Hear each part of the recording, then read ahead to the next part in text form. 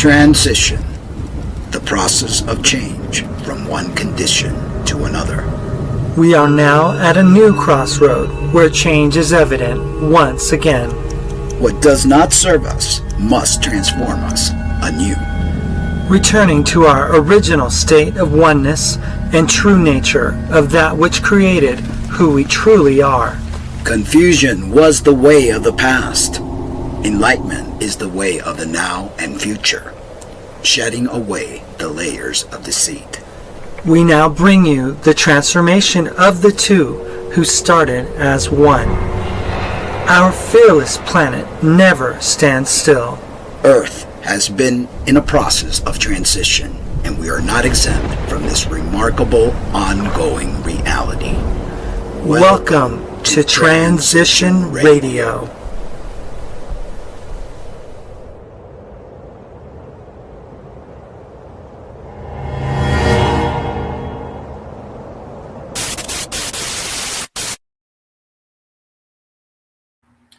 History doesn't repeat itself, but it sure does rhyme. It's a rhyme that's getting louder, Lena. Tonight, we aren't just looking at the headlines on our phones. No, we're looking at the blueprint beneath them. We're looking at the architectural drawing of how a democracy is dismantled and rebuilt into something else entirely. We're looking at the cracks in the foundation that were there long before the first brick was thrown. We are looking at how a nation's soul is prepared for a transformation that, once completed, feels like it was always meant to be. Welcome back to Transition Radio. I'm Lena Cummings. And I'm Mark Cummings. Tonight, we step into the great lie, grooming a nation's mind.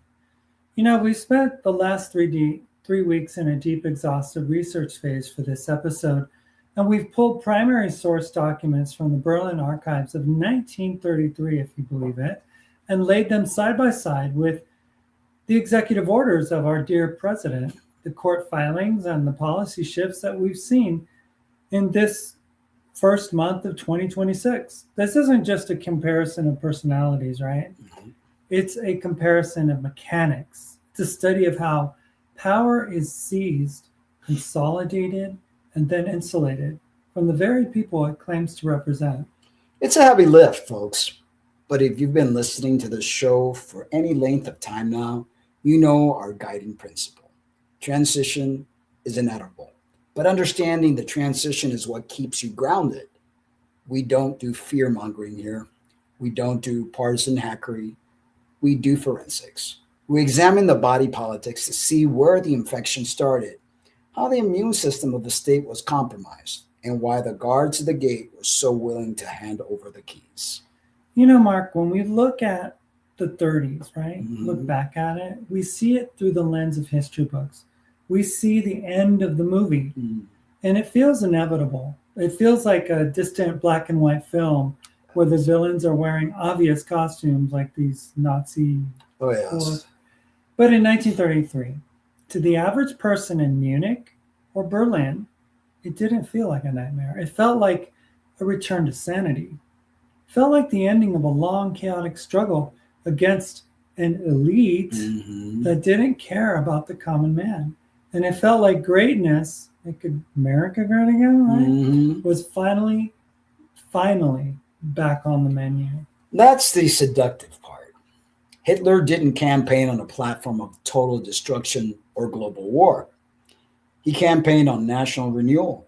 He promised to drain the swamp of the Weimar Republic, a republic that was seen as weak, indecisive, and beholden to global interests that didn't share the German workers' values. He promised to silence the lying press. Oh, we heard that one, right? The Lügenpresse. He promised that only he, the ultimate outsider, the man who had suffered with the people while the politician lived in luxury, could fix a system that was fundamentally broken.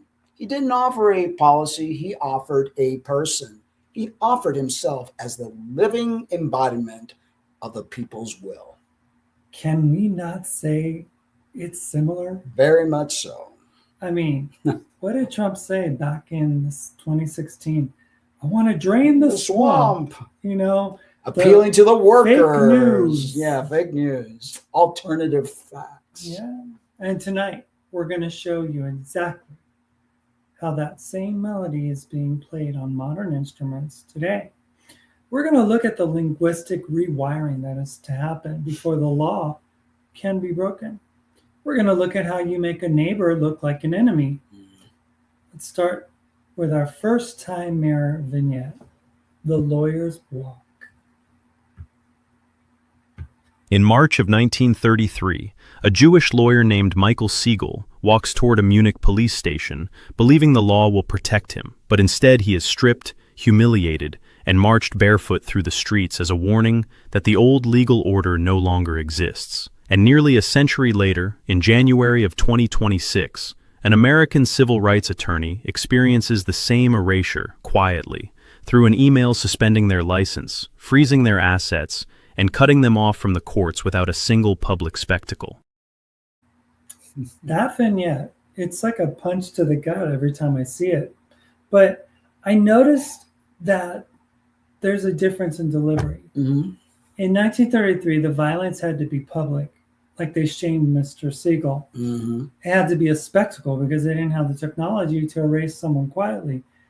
They had to physically break the man to break the public's faith in the law. But in 2026, they don't have to even do that, although they have been doing that same thing. Exactly. Right? The violence is administrative at times, and it's clean, and it happens through an API, a revoked certificate, or even a frozen login. But the result, the total removal of the person from the normative state, quote unquote, is identical. The goal is to show that the law no longer protects those who challenge the leader. If you aren't on the team, you don't exist in the system. You are a ghost in the machine. You become an unperson. Long before you are ever put in a cell, you are rendered powerless without a single shot being fired. And I can't help but think of the very first batch of executive orders that came out of the president's Oval Office. That one about keeping women safe, you know, and basically making people like lose their identity. Yeah. You know, like trans people don't exist. Yeah. You know, and we don't have to ever have a mention about them in any federal documents. Or removing historical figures from prominent books and things. Removing books, removing things. DEI. Yeah. You know, that it was all evil and that they were going to clean up the military of all this woke agenda, blah, blah, blah. So let's talk about that team.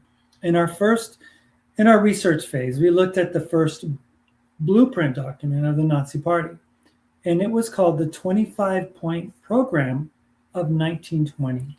Point 4 of that program is the cornerstone of everything that followed.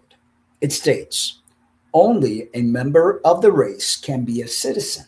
Now, people focus on the race part, and for good reason, but look at the structural move being made here. It moved the definition, of belonging from the law of the soil, jus soli, to the law of the blood, jus sanguinis. It created an instant binary in-group and an out-group.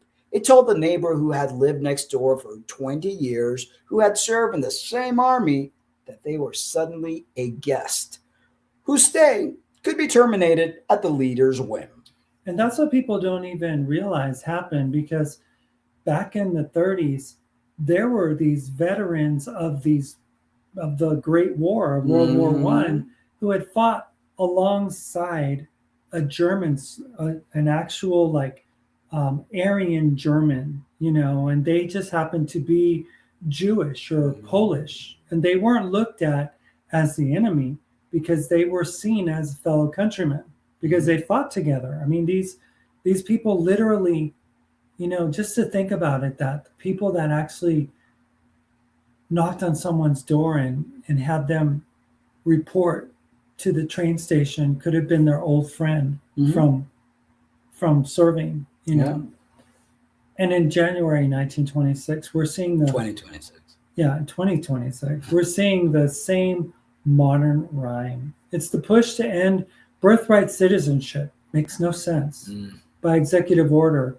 We've heard the rhetoric all month. If yeah. your parents weren't legal, you weren't a citizen.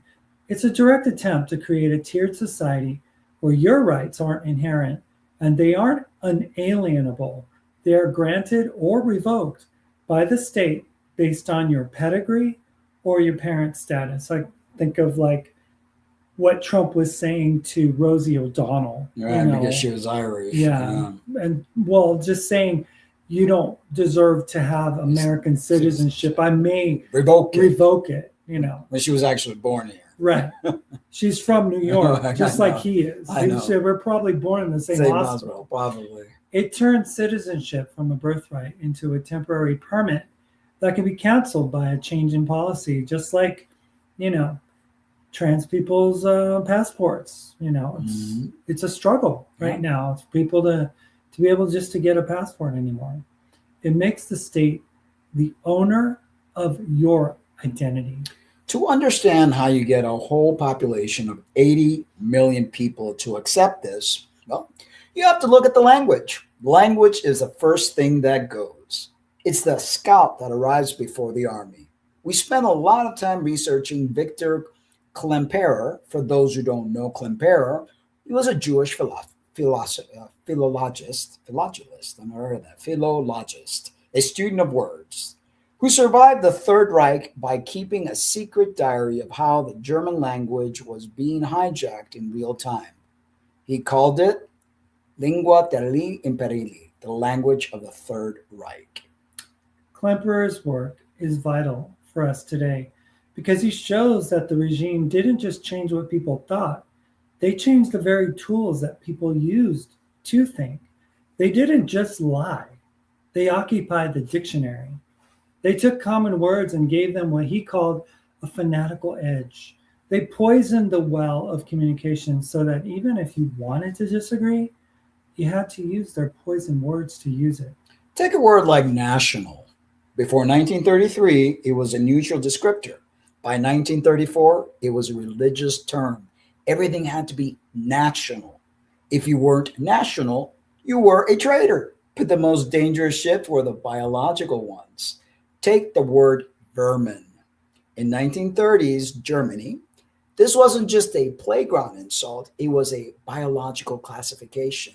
It was used in newspapers, in schools, and on the radio to prepare the public for disinfection. When you call a human being vermin, you are telling your followers that the solution isn't political, it isn't legal, and it isn't even moral. It's sanitary. You're justifying a cleanup rather than a crackdown. You're making mass murder feel like a housekeeping. And today, in February, 2026, we've seen that exact word. The president even used it when he described, people coming into this country and poisoning the blood of this country. And he used the word vermin. Yeah, he did. And they reappear in official rally transcripts and social media posts from the highest levels of power, unfortunately. We've seen political opponents described as infestations and cancerous growths. Mark, when you use a biological metaphor for human beings, you're removing them from the human family. Totally. You're making their removal feel like restoring health to a nation. You're conditioning the public to see a mass deportation or a purge not as a human tragedy, but as a necessary medical procedure. Yeah, and when you call people criminals because they're immigrants and you kind of classify all of them in one box, you're setting up the stage for getting further division and hatred, not only by the administration, but people start looking at each other as enemies. Yeah, you dehumanize people. Totally. This leads us to the cult of the outsider. Both Hitler and the current administration rose to power by trashing the elites. Even though they were supported by the wealthiest industrial giants of their time, Hitler was backed by the iron and steel barons. Today's movement is backed by Silicon Valley billionaires and private equity firms who want to deregulate the world into a personal playground. It's the strongman paradox. You have to be powerful enough to crush the system, but you have to pretend you're the victim of that same system. And that's how he started, by saying he was going to drain the swamp and he was going to expose everybody. He even used the whole Epstein list as an exposure thing, but not realizing how it was him that was in this actual, predicament. You have to be the king and the martyr at the same time.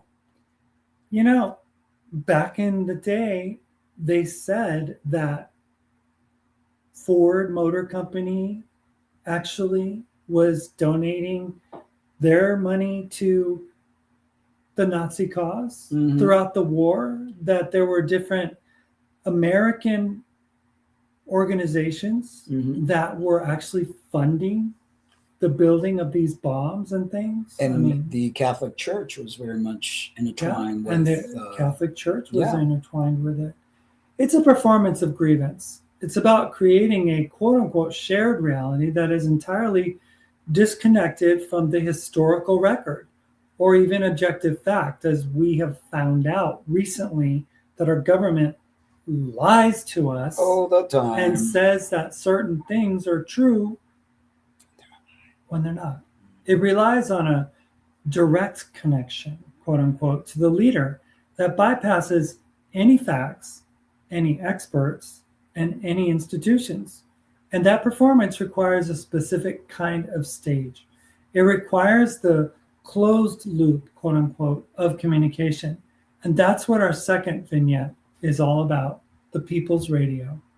By 1934, the Nazi regime understands that power does not require constant violence, if it can instead shape the environment in which people think. The solution is not simply to silence dissenting voices, but to make sure they are never heard in the first place. The state distributes the Volksempfänger, the People's Radio, a cheap, mass-produced device designed so that it can only receive approved German broadcast frequencies. Foreign stations fade into static. Alternative perspectives dissolve into noise. Inside German homes, the leader's voice becomes a constant presence, filling kitchens, living rooms, and storefronts from morning until night. Families arrange their routines around broadcasts. Shops leave radios on all day. The repetition is not accidental. Over time, the message does not feel imposed. It feels ambient, like weather. The radio does not argue, it surrounds. The system does not rely on lies alone. It relies on saturation. When every story sounds the same, when every authority repeats the same framing, disagreement begins to feel irrational, even dangerous. People stop testing what they hear against reality, because reality itself has been enclosed. Nearly a century later, the technology has changed, but the architecture remains. In 2026, there is no need for a state-mandated radio. The closed loop is built by algorithms that reward attention, outrage, and loyalty. Individuals scroll endlessly through personalized feeds that confirm their fears and affirm their identity. Dissenting information is not banned. It is simply buried beneath what feels more urgent, more emotional, more rewarding. What emerges is a self-contained reality, tailored to each user, yet remarkably uniform in outcome. People believe they are freely choosing what they consume, unaware that the system has already narrowed the range of what can appear. Just as in 1934, the most effective form of control is not force, but familiarity. The voice that speaks the most often eventually feels like the only one that exists. And that's why you got Fox and a lot of these stations that are just propaganda stations that are forcing what Trump and his administration want people to hear. And this has been a calculated effort since the time of Rush Limbaugh. Oh my gosh. Yeah. They were like doing this type of propaganda, brainwashing, telling you how to think, what to think. Yeah. So modern authoritarianism doesn't have to be forcing us with bayonets at first. We opt in, we subscribe to it, we like and we share our own psychological cages until we can't see the bars anymore. We become our own censors because we are afraid of being cast out of the digital tribe. And while we're scrolling, the shadow bureaucracy, quote unquote, is being built. In our research, we found that Hitler's rise wasn't just about his speeches, although they were pretty abrupt and obnoxious. It was about the people that he put in the middle management of the state. The people who are willing to ignore the law, as we see in our present government right now with Pam Bondi, for the sake of the greater good. Like I remember as a kid growing up in communist Cuba, Castro was constantly on that flipping television. I would be watching my cartoons. And ahora tenemos el presidente, and he would come on, and I'm just like, no, I was watching my cartoons. It's like that brainwashing. It's about the shift from education and expertise to attitude. The SS didn't want people with PhDs who would question the legality of an order. Like Trump says, smart people don't like me. They wanted political soldiers. They wanted people who wouldn't ask if something was legal, but only how to get it done. They traded competence for loyalty, and in doing so, they turned the state into a weapon. And we're seeing that right now with Schedule F, the plan to reclassify 200,000 nonpartisan civil servants as at-will employees. These are people who keep the gears of the nation turning, the scientists at the CDC, the ethicists at the DOJ, the career diplomats. If you replace them with loyalists, you don't have a government anymore, as we don't. Nope. You have a private security firm masquerading as a nation. And that's what's Trump administration. Yeah. You have the shadow bureaucracy taking over the normative state. You have the prerogative state, the state of leaders win, swallowing the state of law whole. You know, it reminds me of this song by Bobby Brown, It's My Prerogative. We're going to dive deep into these legal mechanisms in the next chapter, and we're going to look at the Reichstag fire decree and compare it to the unitary executive theory. We're going to follow the money, folks. We're going to show you who is profiting from the transition. Because as the documentary said, the SS was a state within a state with its own economy. And in 2026, the detention economy is the new gold rush. Crazy stuff. If you're just joining us on Transition Radio Show, Mark and I are deep into an investigation, and we're looking at the structural rhymes between the legal dismantling of democracy in the 30s, Germany, and the executive shifts that we're seeing right here, even today, in 2026. In the last chapter, we looked at the words the rhetoric used to prepare the public mind. But words only take you so far. To truly transform a nation, you have to change the rules. You have to rewire the legal motherboard of the state. And that is where our research led us to a man named Ernst Fraenkel. Fraenkel was a Jewish labor lawyer in Berlin.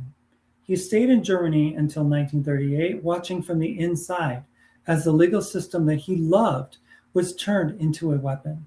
He wrote a book that is currently seeing a massive resurgence in 2026, titled The Dual State. Frankel's core insight was that an authoritarian regime doesn't just wake up and delete all the laws. No, that would cause too much chaos. Instead, it creates a dual state. On one side, you have the normative state. This is the world of business as usual. Contracts are still in force. Speeding tickets are still paid. Your local probate court still handles wills. It gives the illusion that the rule of law is still in place. But then there is the prerogative state, and this is the shadow system. It is the zone where the leaders win, or the leaders will, quote unquote, is the only law that matters. In the prerogative state, there are no appeals. There is no due process, and there is only, quote unquote, a national necessity. In 1930s Germany, the transition to the prerogative state was accelerated by a single event. Let's go to our third time mirror. The smoke and the decree. On the night of February 27, 1933, the German parliament building, the Reichstag, burns.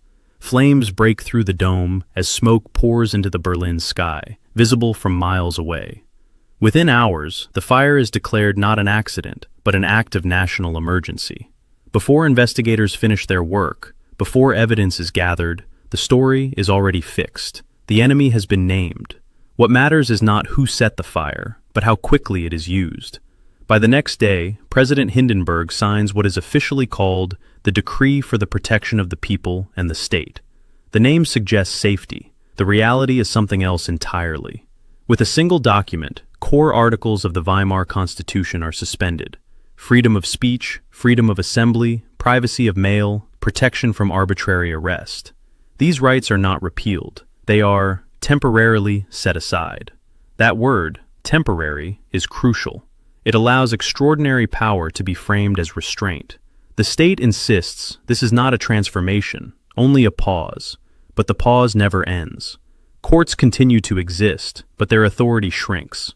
Police powers expand. Arrests no longer require justification. Opposition parties are dismantled not through debate, but through legality emptied of substance. The fire becomes the moral alibi for everything that follows. Once fear is established, obedience accelerates. What emerges is what legal scholars later call the dual state. On the surface, the machinery of law continues.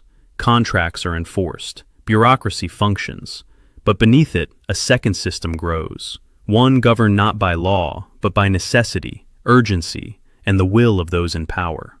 In this shadow system, there is no appeal, only compliance.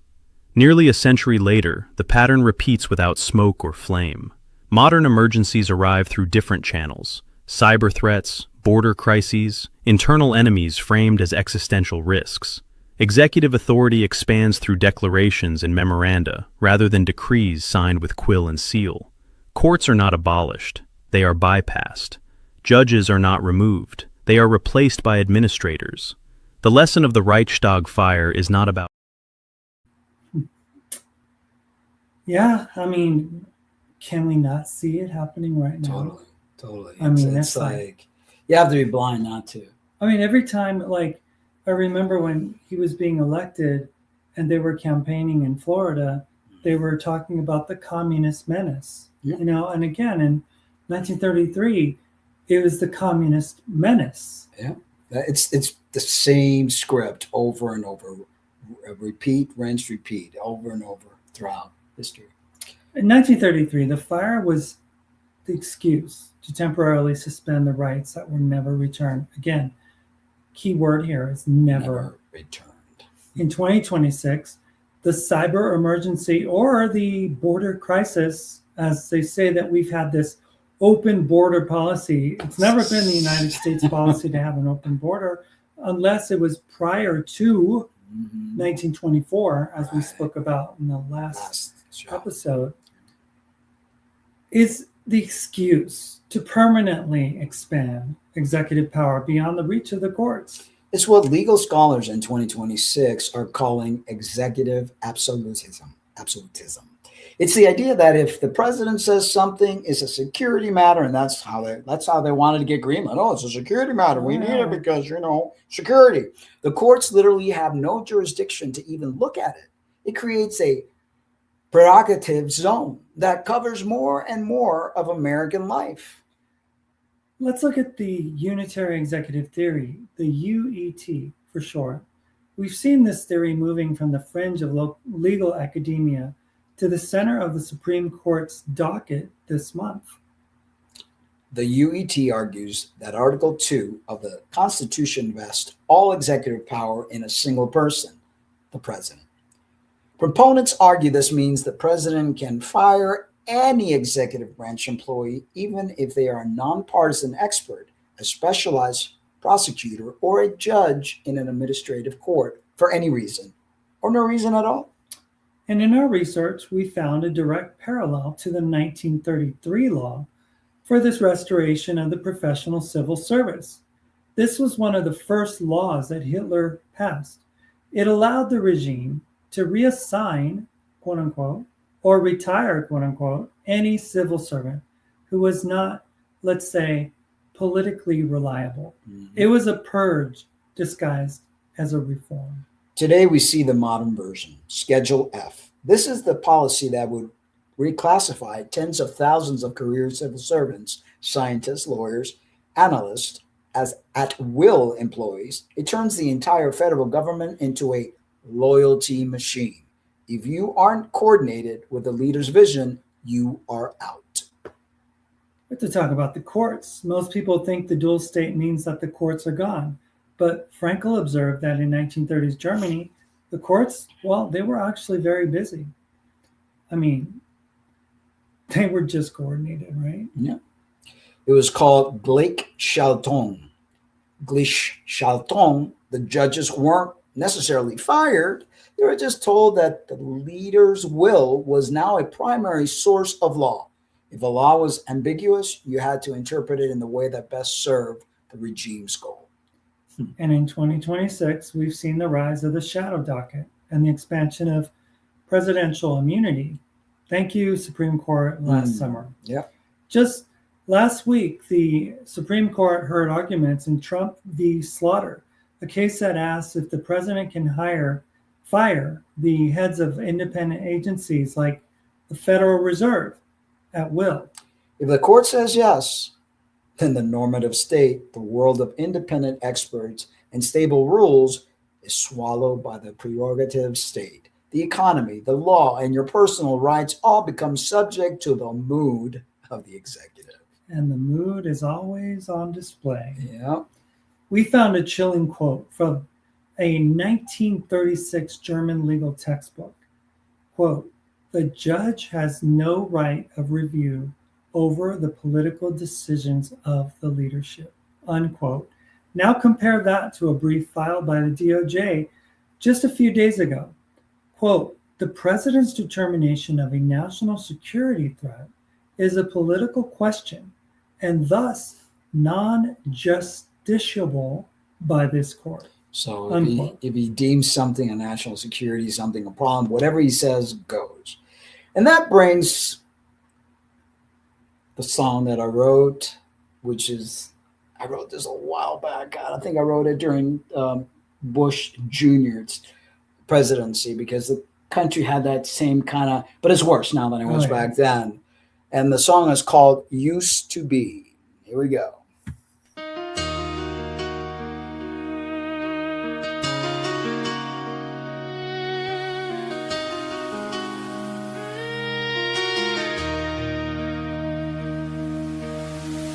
All that is left is smoke and ashes. Remembrance of what this country used to be. You didn't care when you had the chance to make a difference and to save our land. And now all that's left is a memory. Your children will never know what this country used to be. Now all that's left is her image broken down.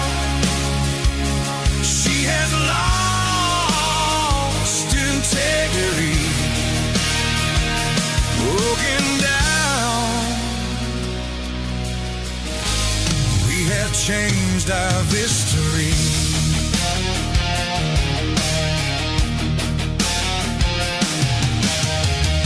Our chains are dragging as they clank across the floor.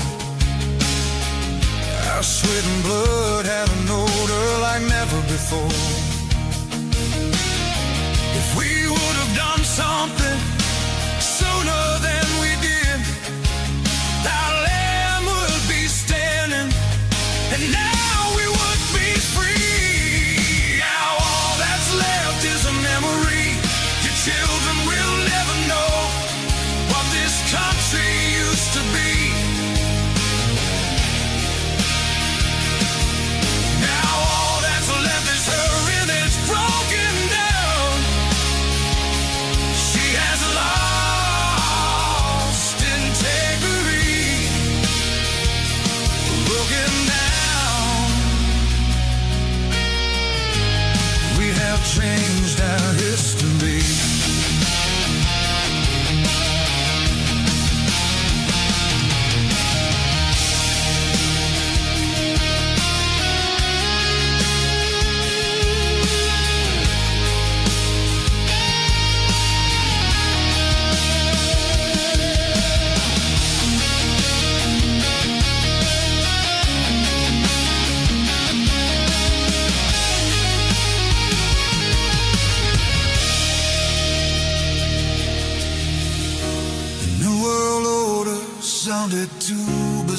for you. It will never happen to our country you preserve. We went along your merry life and did not care, and now your children cannot even breathe the air. And now all that's left is a memory. Your children will never know what this country used to be. Now all that's left is her image broken down. She has lost integrity, broken down. We that changed our history.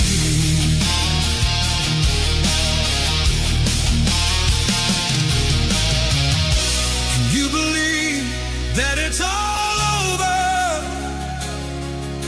The life that we cherished and we knew from our past, all has been stripped away. Everything we knew has been taken away. With their greed and war games,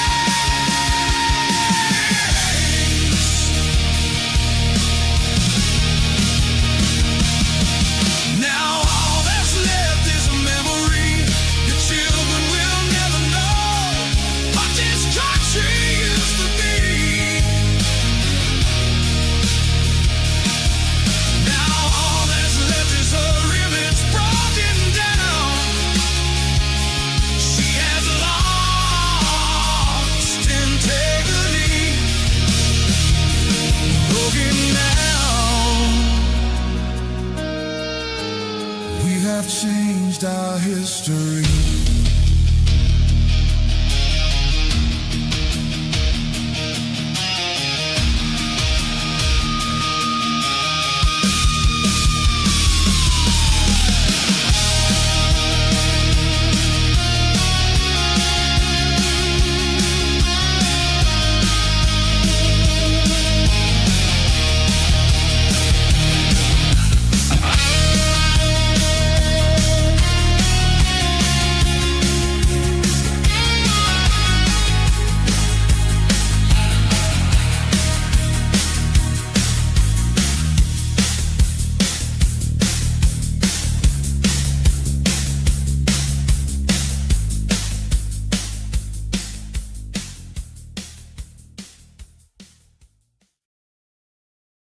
You know, like the boiling pot where the frog doesn't realize that the water's going to boil. It's very comfortably just laying there, you know. And all of a sudden, when the water starts to boil, we're at that boiling point right about now. And people might think it's dramatic, but if you look at the past and you see the same rhythm that's happening now in the present, it's pretty scary stuff. I'll ask you this time to please hit that notification button, subscribe to the channel, share if you are enjoying the show. If you like what we're doing, support the show in there's various ways by sharing it or donating to PayPal. The links are all in the description, and becoming a Patreon. You know, we're looking at the courts, and that's one of the things that you first start to see go. The political system starts to become very corrupt. It's the same sentence, 19 years apart. It's the sound, 90 years apart. The sound of the buffer between you and power being removed. And that leads us to our next vignette. It's the moment when the normative state and the prerogative state collide in a regular American neighborhood. It's called the tip line. Is that 4? Yes. Authoritarian systems do not rely on violence alone. They rely on information. In earlier eras, that information came from neighbors, co-workers, and local officials, people encouraged to watch, listen, and report. Denunciation was public, personal, and often theatrical. It fractured communities by forcing individuals to choose between loyalty to one another and loyalty to the state. In the 21st century, denunciation no longer requires confrontation. It arrives quietly, embedded in software, terms of service, and reporting tools that present themselves as neutral mechanisms for maintaining order. In 2025, a high school teacher prepares lesson plans on civic resistance and democratic history. She assigns readings, she checks out books, she does nothing dramatic, and yet her activity is flagged. The system does not accuse her of a crime, it categorizes her as a risk. A reporting application, marketed as a community safety tool, logs her behavior. No human confrontation is required, no warning is issued. The record simply exists, waiting to be acted upon.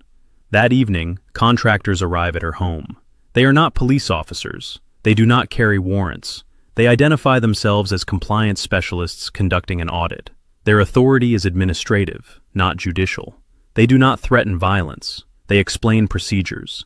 This distinction matters. The absence of overt force creates ambiguity. The teacher is unsure of her rights. She calls a lawyer, who explains that audits fall outside traditional constitutional protections. The visit is legal. Resistance is not advised.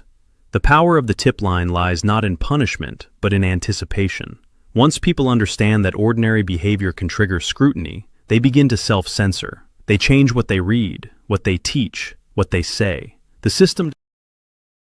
It's crazy. The Fourth Amendment doesn't apply to security directives. That is the dual state in a nutshell, then. It's the moment the normative protection of your home vanishes because someone in a black uniform decides you are a security matter. And in our research, we found that the outsourcing of enforcement to private contractors like Comdex is a key feature of the 2026 quote-unquote transition.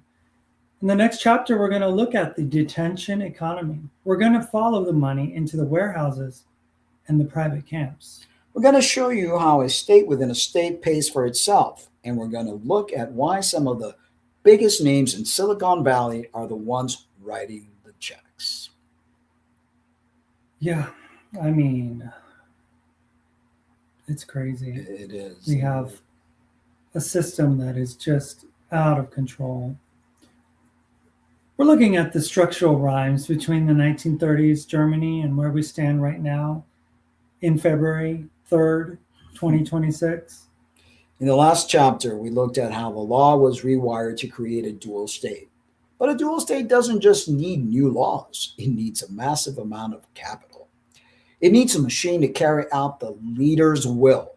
And in 2026, that machine is powered by what we call the deportation industrial complex. Or DIC for short. It's a term that's gaining a lot of traction this year. In our research phase, we found that as of January 2026, nearly 90% of people in ICE custody are held in for-profit facilities.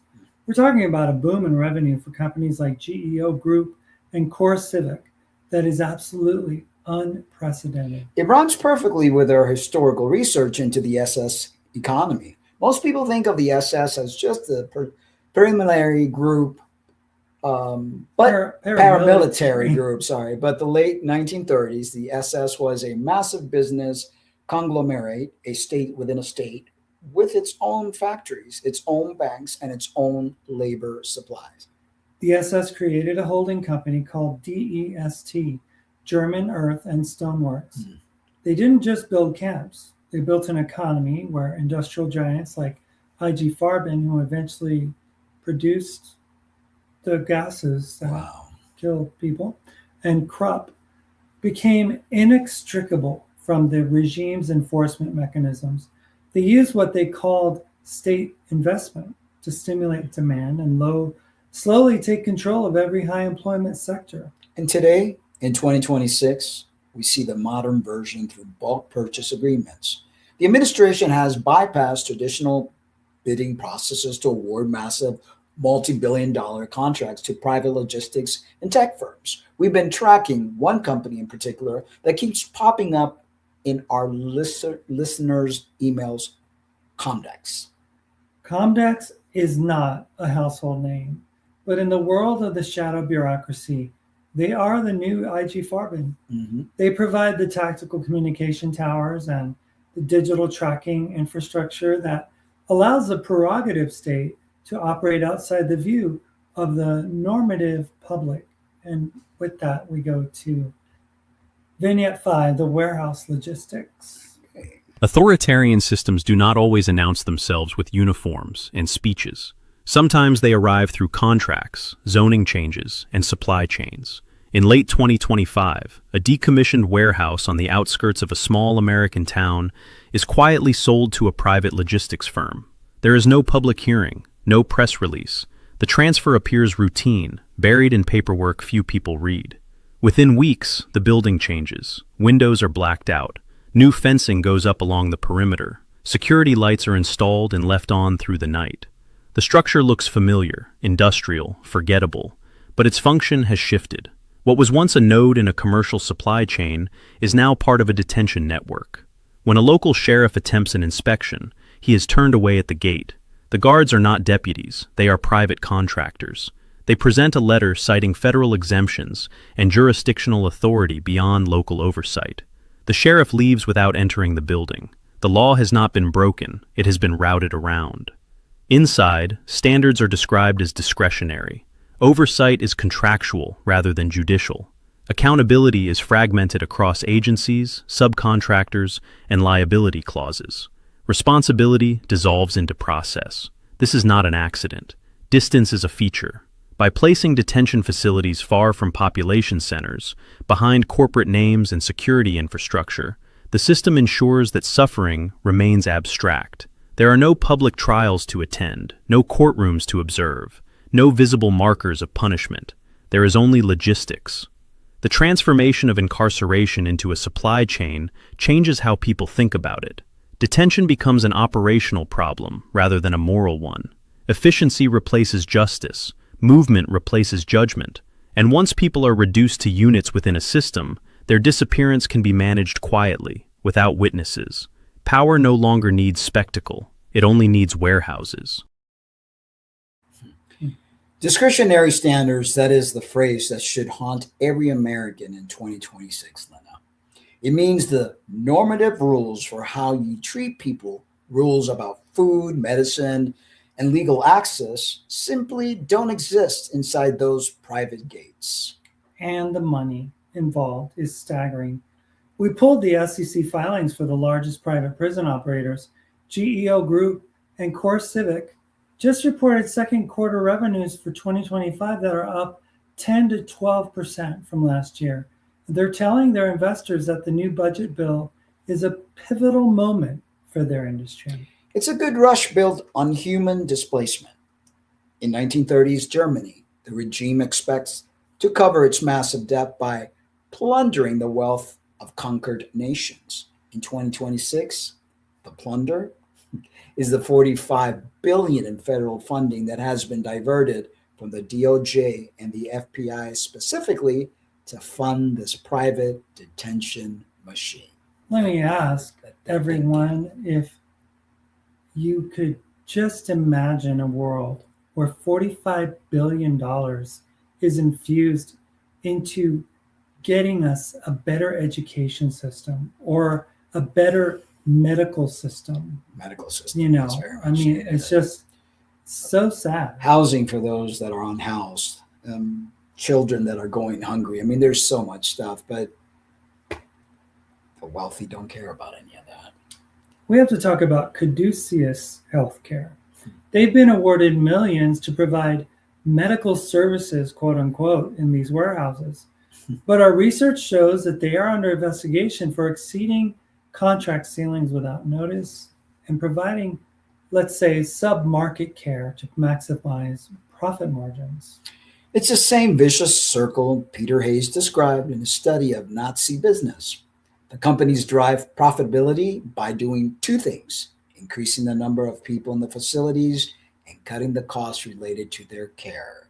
When the people inside are vermin in the eyes of the rhetoric, their care becomes an unnecessary expense. And we're seeing that now. How many of these detention centers, people aren't being given their medication. They're sleeping on the floor. They're not being fed right. Oh, yeah. I mean, they're freezing to death. I mean, it's like, why? Because they're illegal aliens?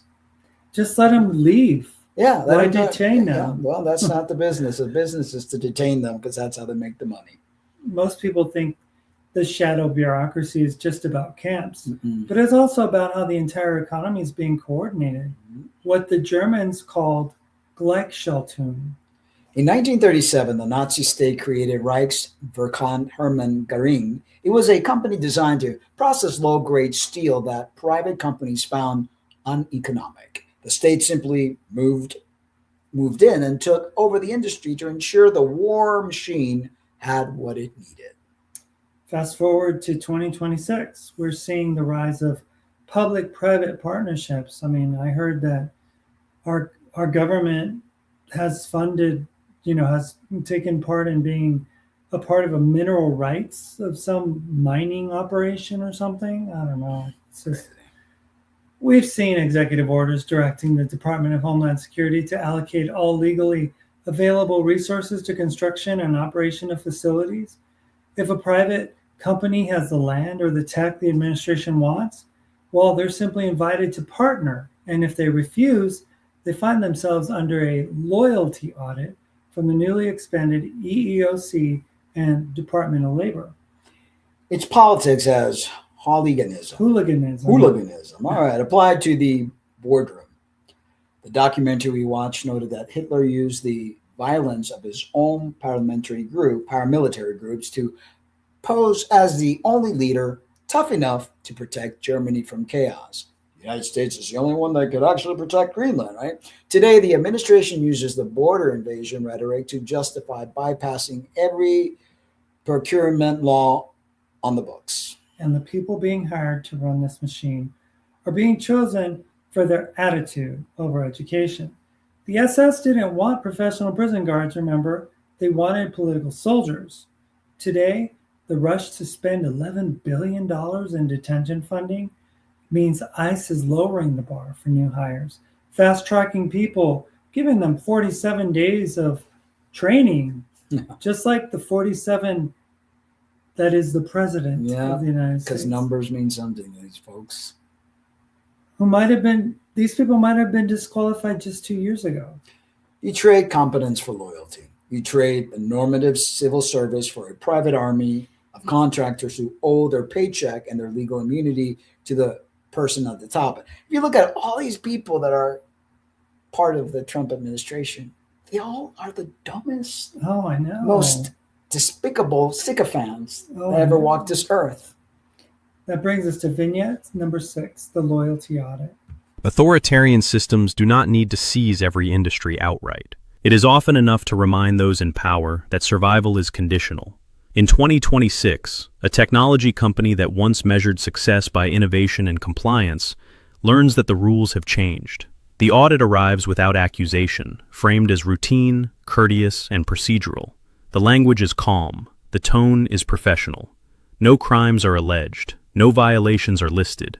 Instead, the company is described as misaligned. Too many foreign workers, too much independence, too little clarity about its relationship to the national interest. The problem is not what the company has done, but what it has failed to demonstrate.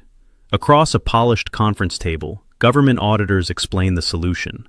Regulatory pressure can be eased, contracts can be renewed, access to markets can continue. All that is required is cooperation, alignment, a willingness to participate in approved initiatives and national projects. The offer is not framed as coercion, it is framed as partnership. This is how loyalty replaces law. The company's executives understand the stakes immediately. Investors are watching. Employees are counting on paychecks. Resistance would not look heroic. It would look irresponsible. And so the choice is presented not as submission, but as prudence. The audit never mentions ideology. It does not need to. By tying survival to favor, the system ensures conformity without issuing commands. Dissent becomes economically irrational. Independence becomes a liability. What emerges is a marketplace where success is no longer determined by merit, but by proximity to power.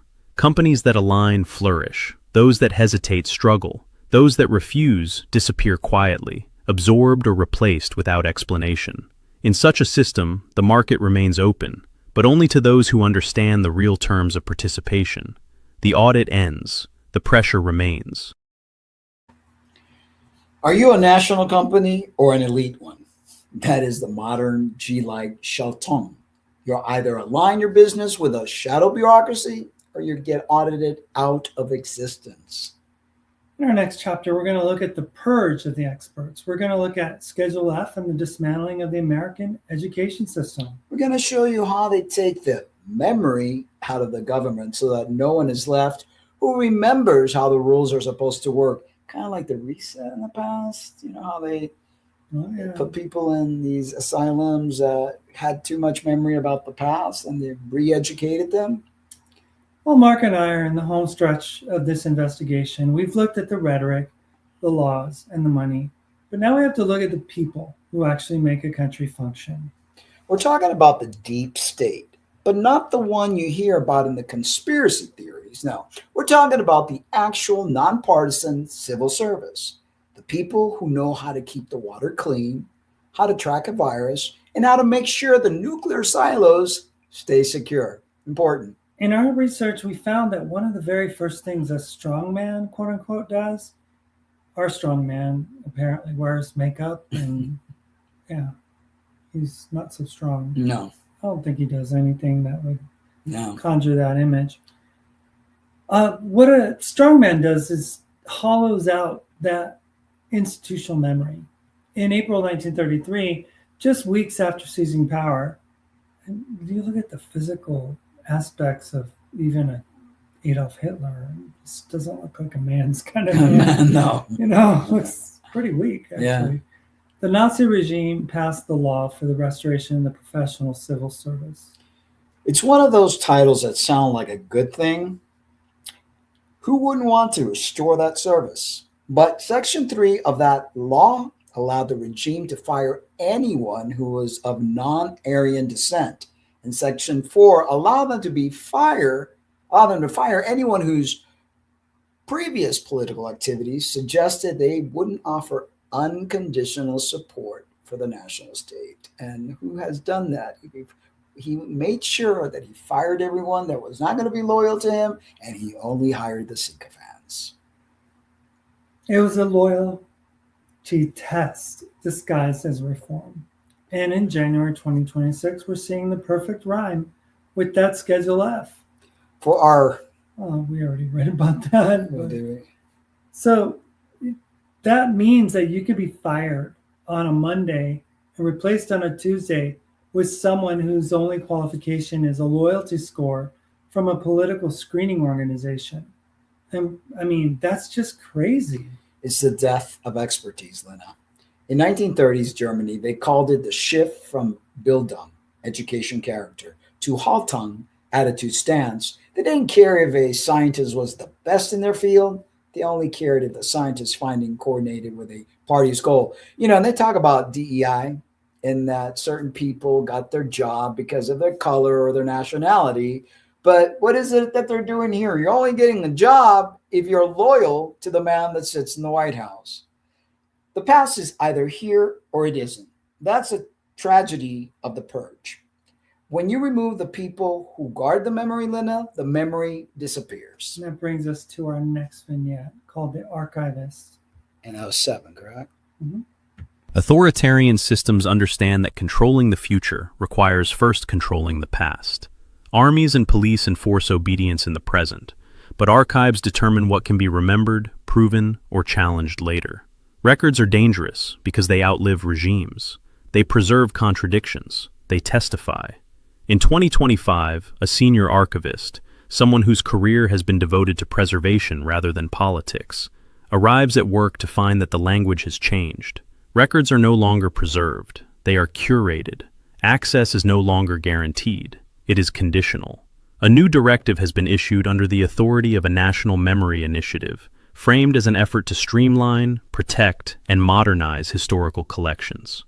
The archivist is not accused of wrongdoing. He is thanked for his service, but contractors now accompany him through the stacks. Boxes are flagged, databases are sealed, permissions are revised. The work continues, but without him. By the end of the day, his access badge no longer opens secure doors. His credentials are revoked, quietly, without confrontation.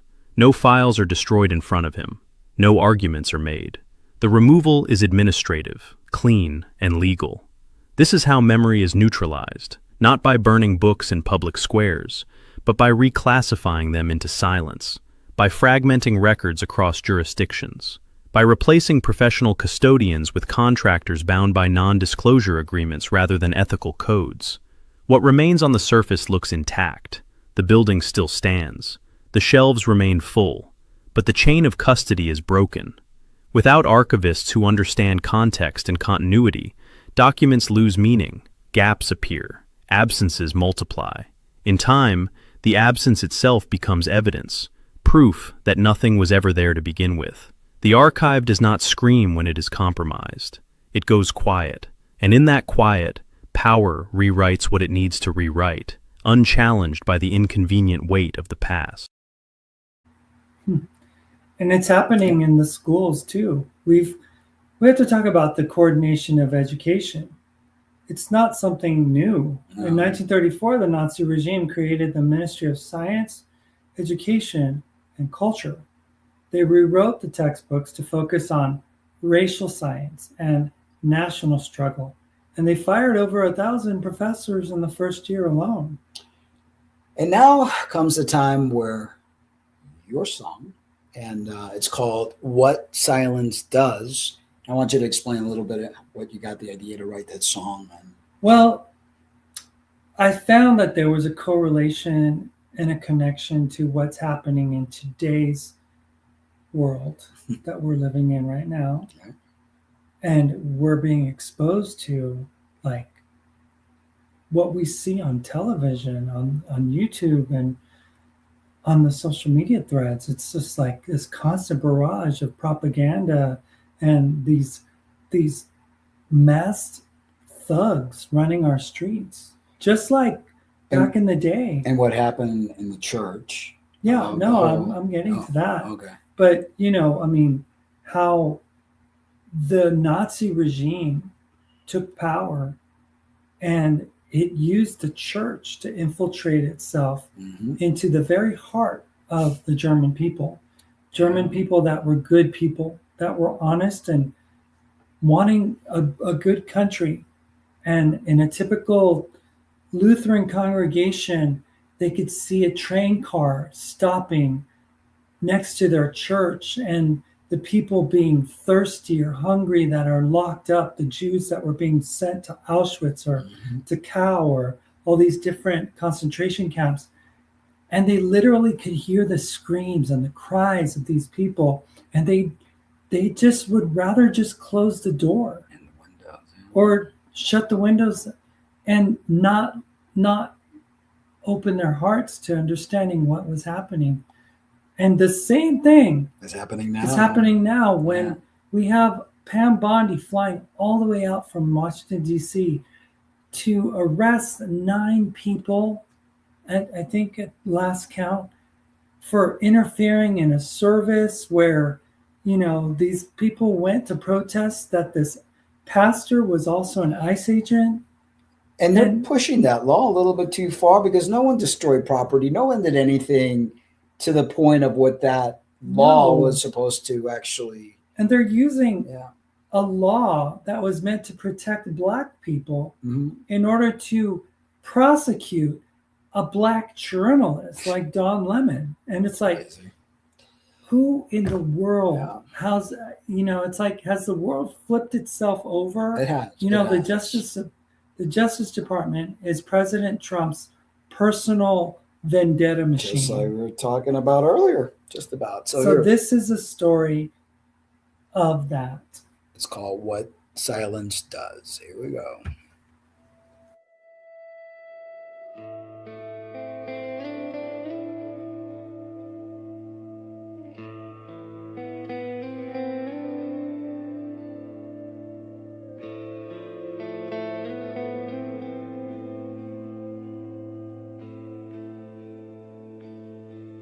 A sunny Sunday in the 40s,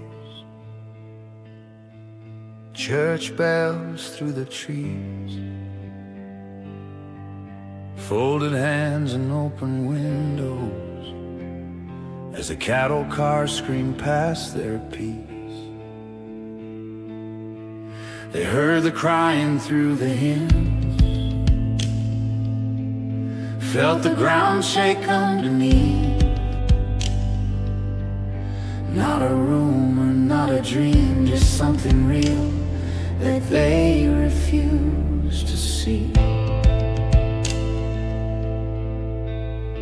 They closed the windows, shut the doors. They didn't want to hear the cries, the roar.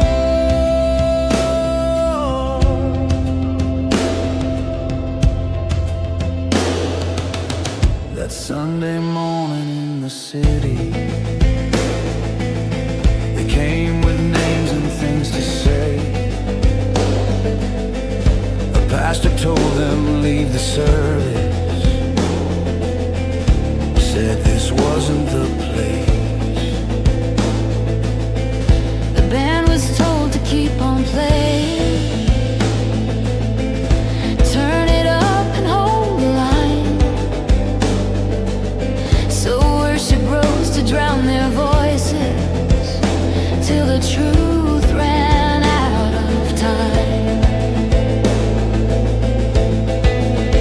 They closed the windows, shut the doors. They didn't want to hear the cries, the roar. Sang amen and raised the sound, till nothing else was heard.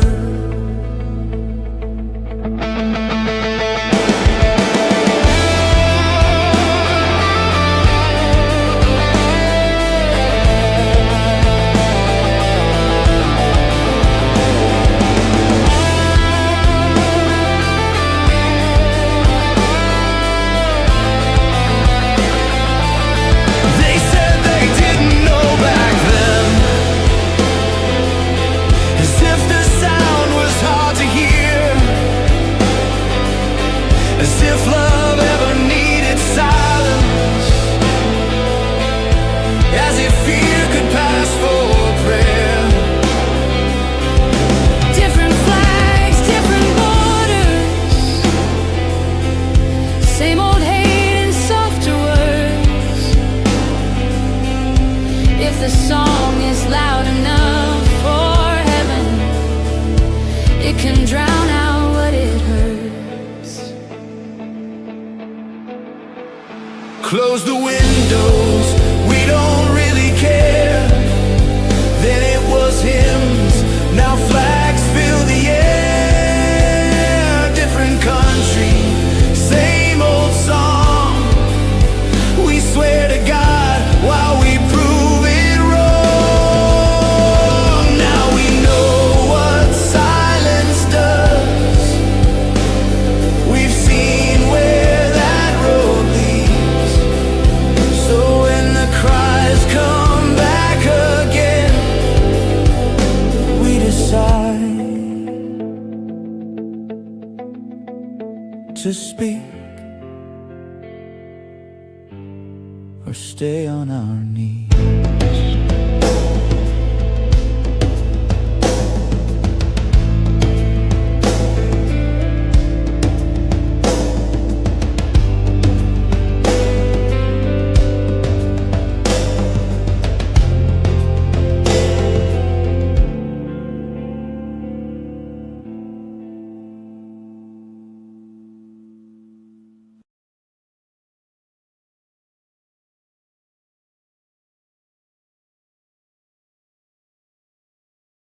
People don't realize history is repeating itself. The water's boiling, and the frogs will soon meet their demise. Today in 2026, we see the Patriot Education Initiative. We've seen state level snitch lines where parents are encouraged to report teachers who discuss non sanctioned history. We've seen the removal of DEI from every university charter, not just as a policy change, but as a criminalized misuse of public funds. It's about creating a state of mind. If you control what the children learn, control what the adults believe 10 years from now, you remove the ability to even conceive of a different way of being.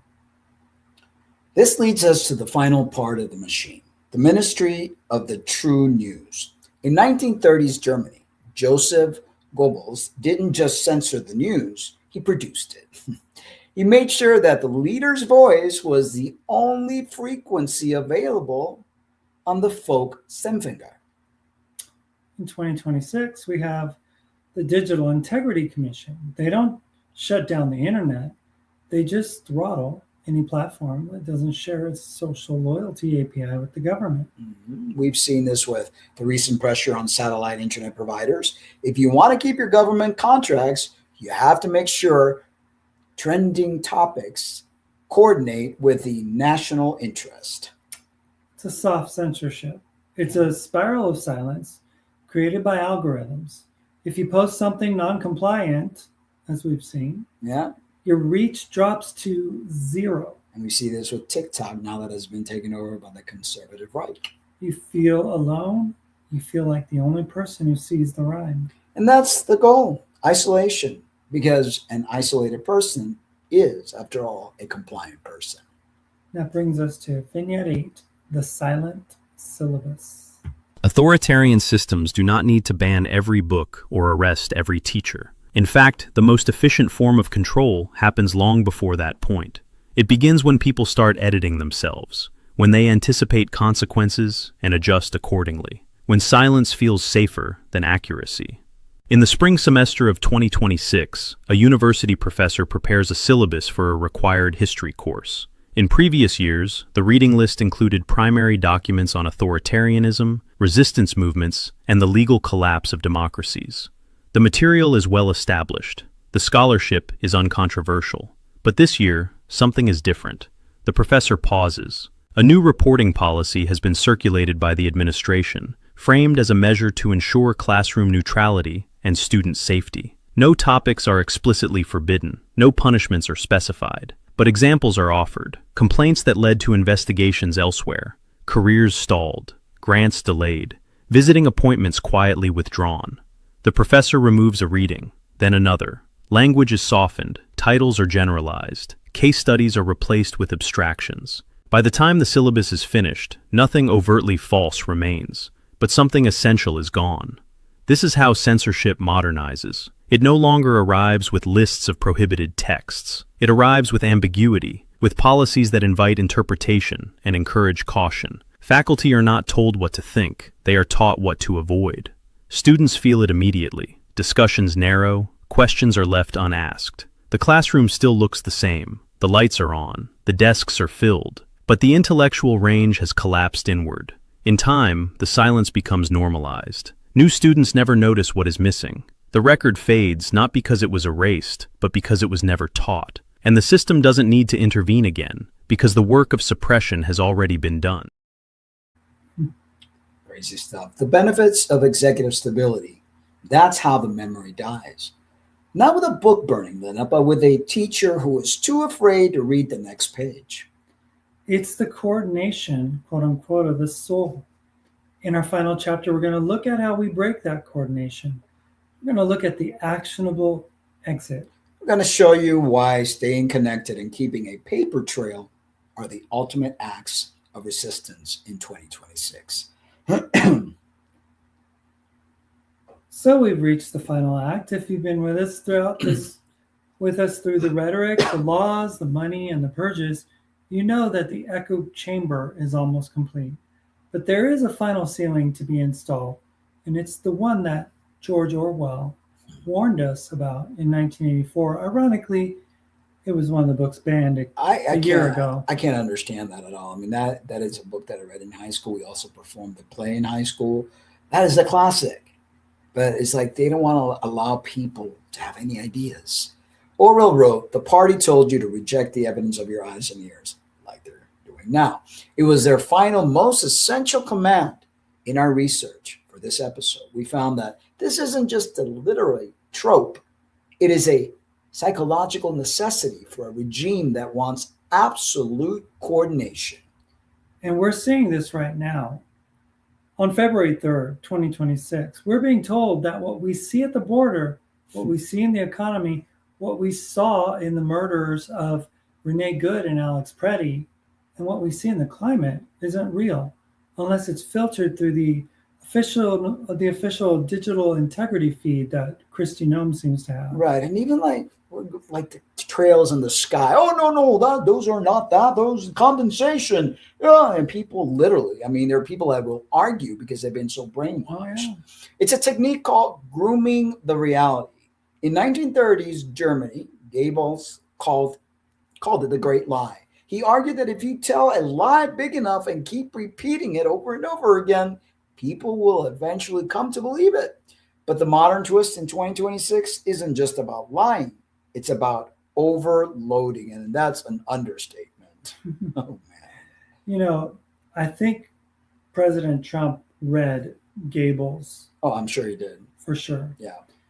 It's what psychologists call cognitive exhaustion, or in Donald Trump's terms, the weave.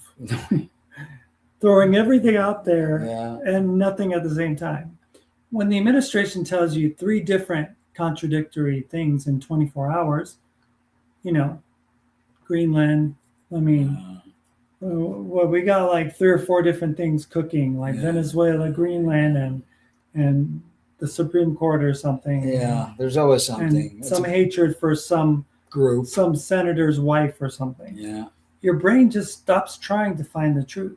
It looks for the safe answer. It looks for the answer that won't get you flagged by the neighborhood harmony app. Yeah. In 1933, the regime used the radio to drown out reality. In 2026, they use the attention economy. They keep you in a state of permanent hyper arousal. You're either terrified of the invasion or you're exhilarated by the victory. Either way, you aren't thinking, you're just reacting. That brings us to our final vignette of the night, the fact checker.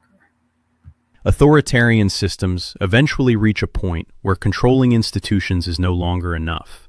Courts, schools, archives, and markets may be aligned, but belief itself remains unpredictable. To complete the transition, reality must be enforced, not just asserted. In 2026, the mechanism is called fact-checking.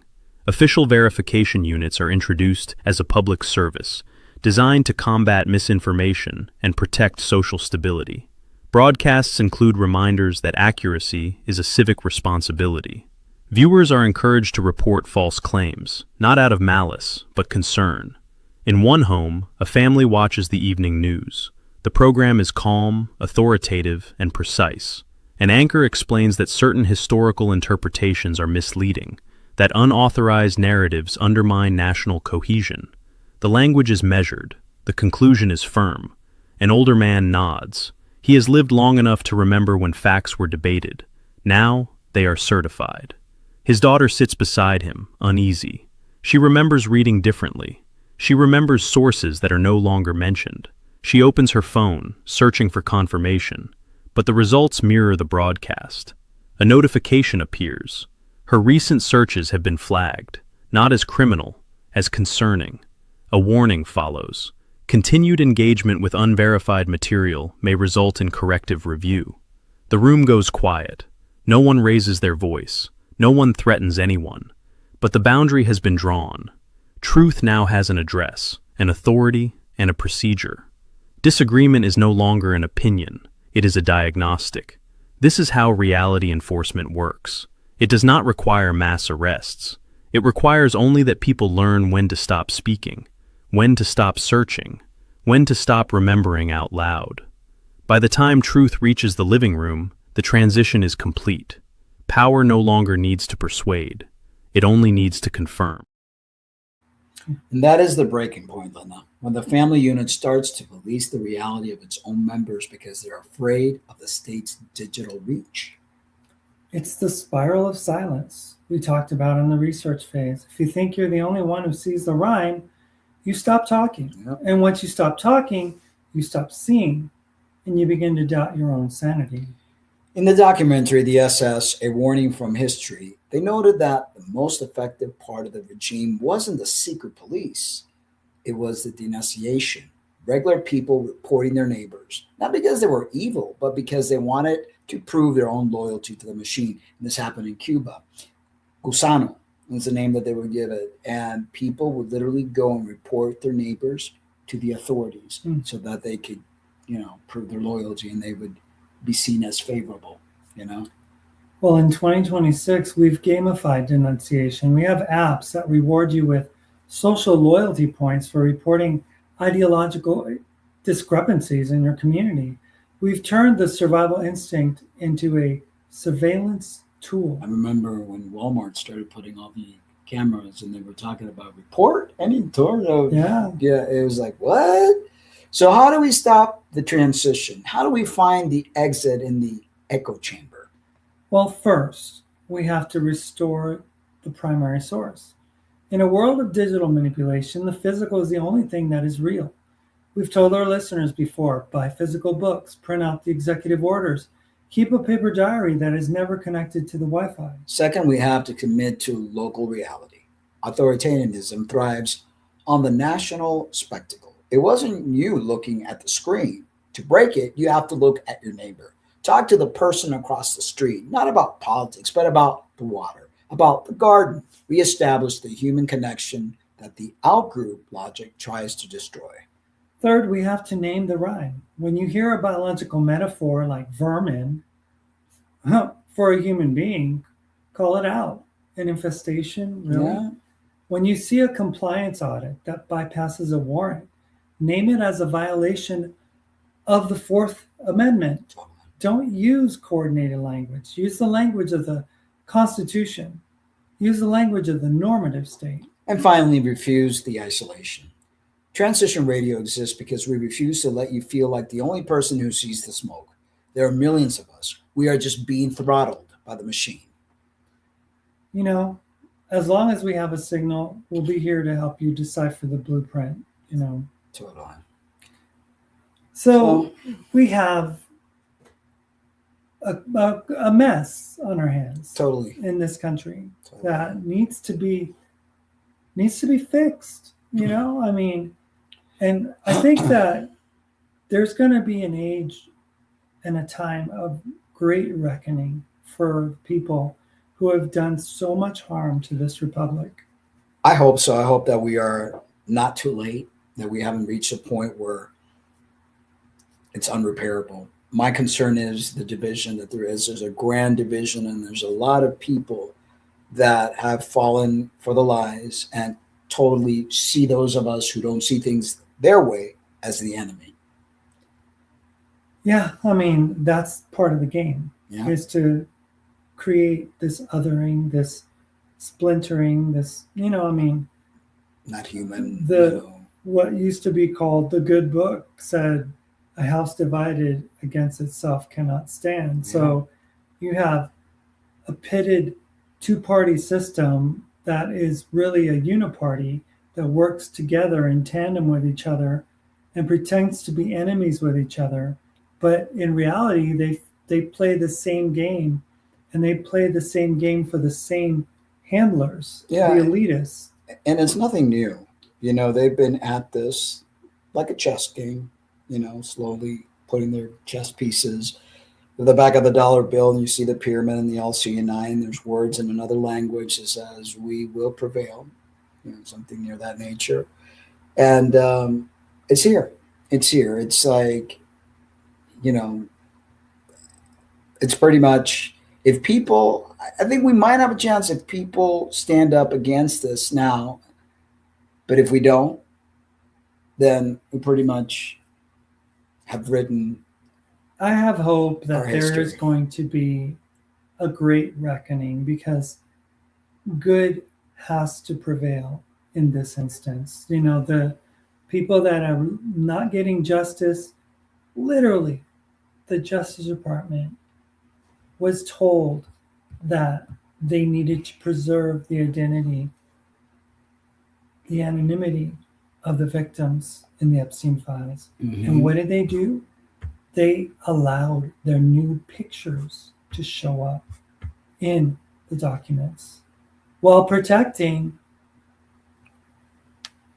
the perpetrators. Right. So we have someone that joined us called Viking Lloyd. And eventually Viking Lloyd says there are facts and stats. And then they said, let's take the statement, the Bible is the word of God. Biblical stats, the Bible was 40% degraded when they found it.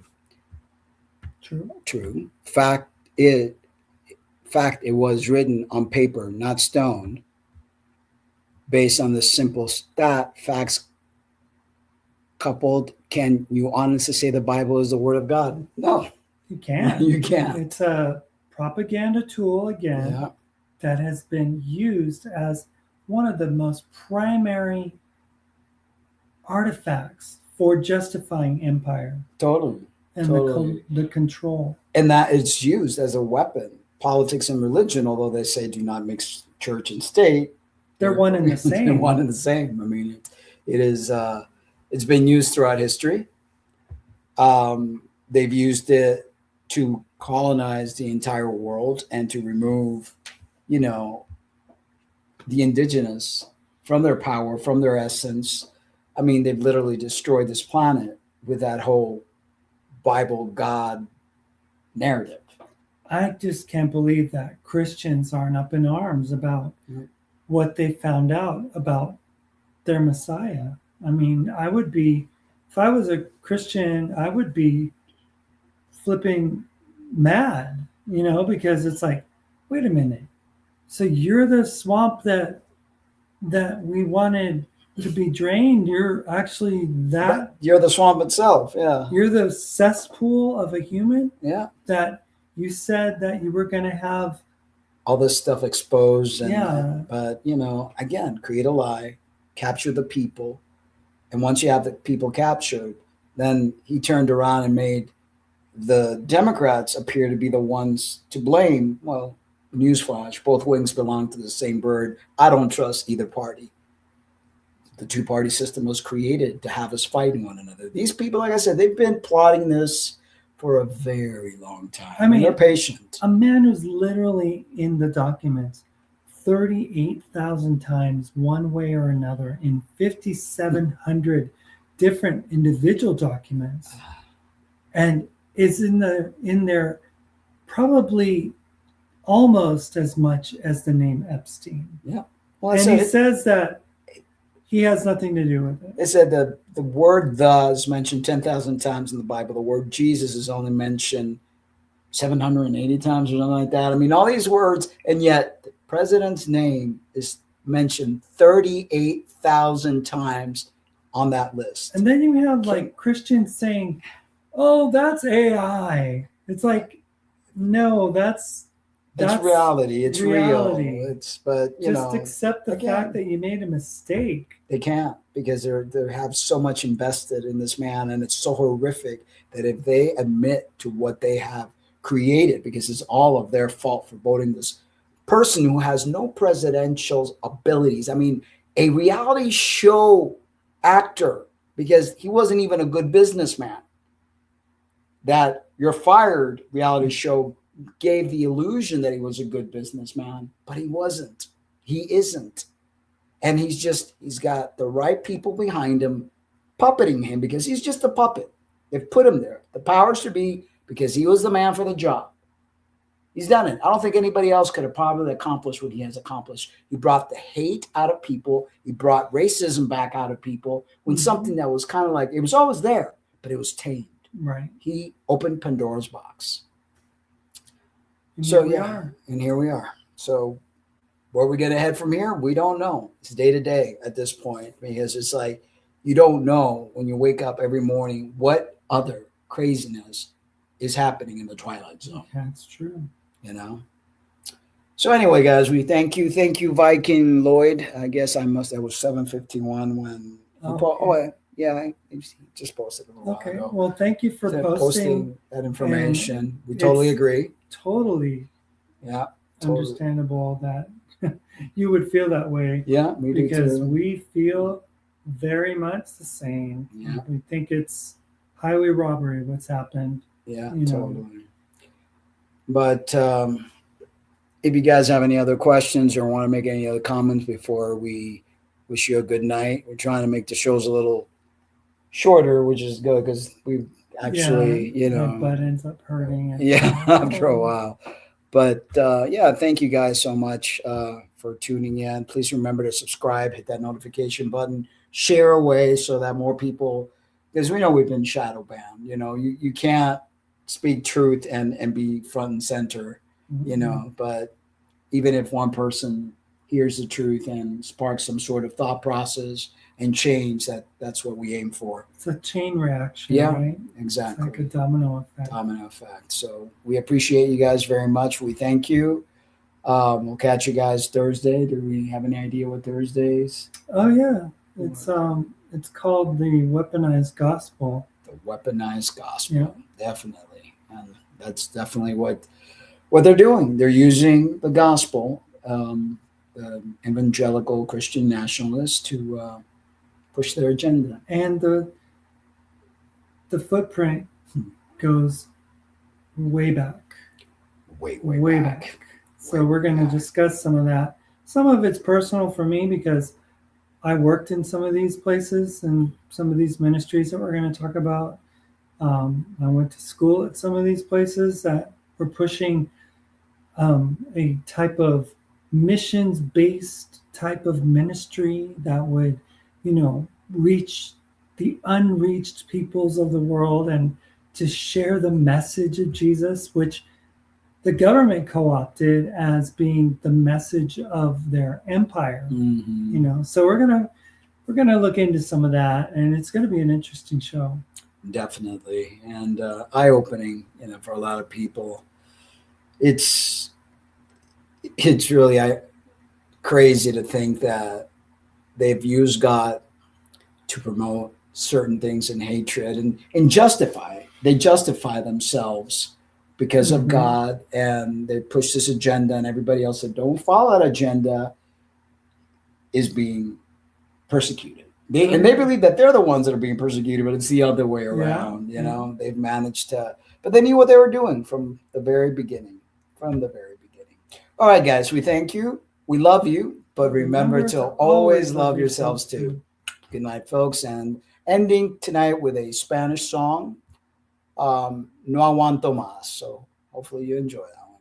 Good night.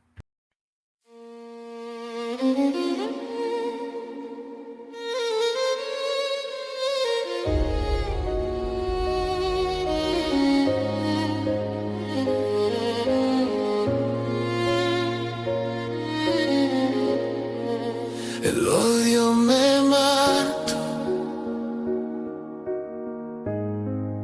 perdido en un mundo perfecto. Nunca logré escapar, rostros y sombras me atacan, y así que no puedo más. Si este mundo fue hecho para vivir, porque sufrimos tanto y lloramos sin fin.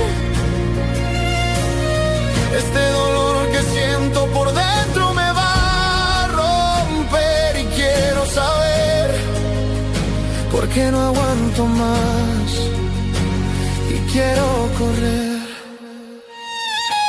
La ternura e inocencia se ha ido y jamás podré volver a mi niñez.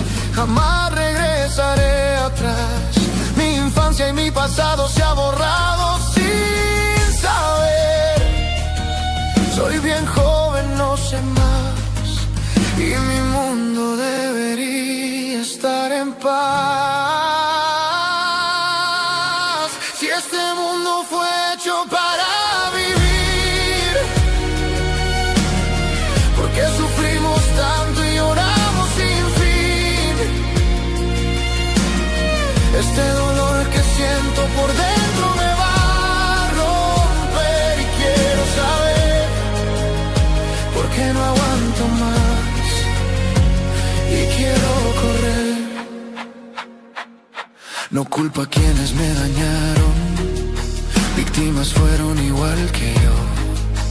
Es el mundo el que está roto, y los que creen tener la razón. Paren guerras, paren el odio, cambien su forma de pensar.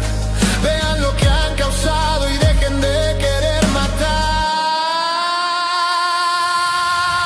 Si este mundo fue hecho para vivir,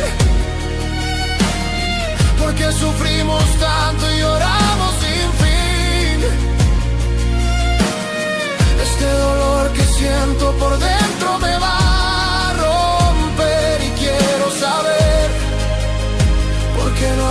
aguanto más y quiero correr. Mira adentro, buscar respuestas. La división debe acabar. ¿Cuántas muertes hacen falta para al fin reaccionar? No más cuerdas, no más balas, que el amor tome control. Que terminen sus batallas y que gane el amor. Si este mundo fue hecho para vivir,